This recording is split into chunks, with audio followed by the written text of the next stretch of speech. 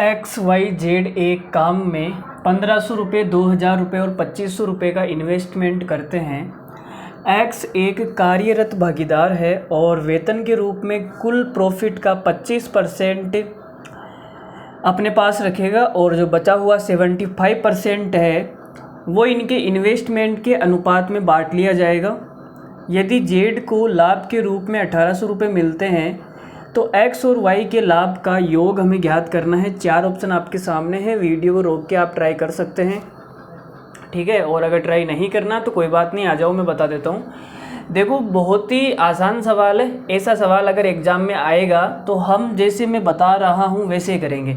अगर आप मेरे तरीके से नहीं जाओगे तो थोड़ा सा ज़्यादा टाइम लग सकता है आपको, लेकिन मेरे तरीके से करोगे तो कैलकुलेशन कम होगी और सवाल करने में मज़ा भी आएगा, टाइम भी कम लगेगा, ठीक है। तो देखो क्या करना है, आपने कहा सर एक्स है हमारे पास, ठीक है, एक्स चली गई जिसके बाद में वो एक्स बन गई, ठीक है।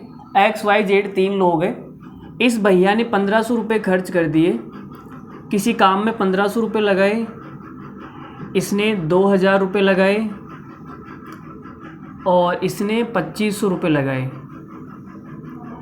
ये इनका क्या है, इन्वेस्टमेंट है, निवेश है, इन्वेस्टमेंट। तो आपने कहा सर अनुपात कितना आएगा, देखो 2 0 से 2 0 कट जाएगी सब में, और 5 से काटना चाहो तो 5 तिया 15, 5 चौक 20, 55 25। तो मैं आपसे ये कह सकता हूँ कि एक्स ने 3 रुपये लगाए, वाई ने 4 रुपये लगाए और जेड ने 5 रुपये।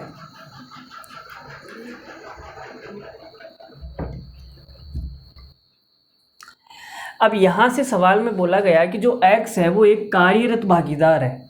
इसका मतलब कि एक्स काम करेगा और जो वाई और जेड है वो पैसा लगा के चले गए, ठीक है। तो एक्स ने भी पैसा लगाया तो इसको ज़्यादा प्रॉफिट मिलना चाहिए, तो ये काम कर रहा है इसलिए इसको क्या 25% ज़्यादा मिलेगा, ठीक है। और जो बचा हुआ 75% है वो इस अनुपात में बांट लिया जाएगा 3 4 5 में, ठीक है। तो हमने क्या किया, पूरा जो 100% है उस 100% को हमने इस अनुपात में बांट दिया, 3:4:5।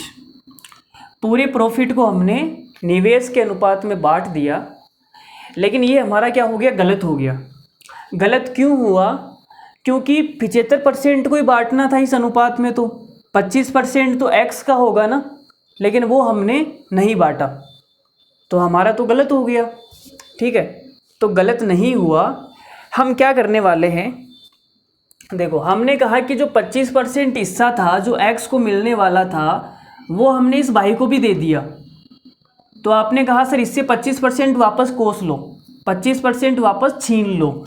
तो आपने कहा सर 25% छीनूंगा और वो एक्स को दे देना है, ठीक है।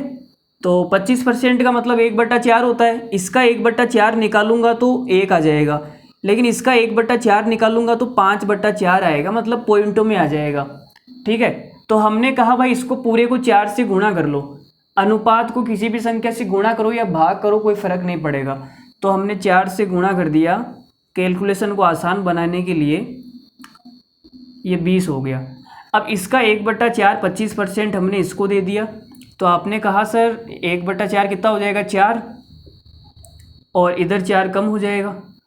इसका 1/4 हमने इसको दे दिया तो 5, और 5 इधर कम हो जाएगा। तो फाइनल जो अनुपात है वो कितना आएगा, 12/4 16/5 21 अनुपात, यहाँ आ जाएगा 12:15। अब हमें सवाल में बोला गया है कि जेड को 1800 रुपये का प्रॉफिट होता है, मतलब जो 15 की वैल्यू है वो 1800 है, तो 1 की वैल्यू कितनी आएगी, 1 की वैल्यू आ जाएगी 120 रुपये। अब हमें निकालना क्या है, एक्स और वाई का योग निकालना है। तो ये कितना हो गया, 21 और 12 33 हो गया।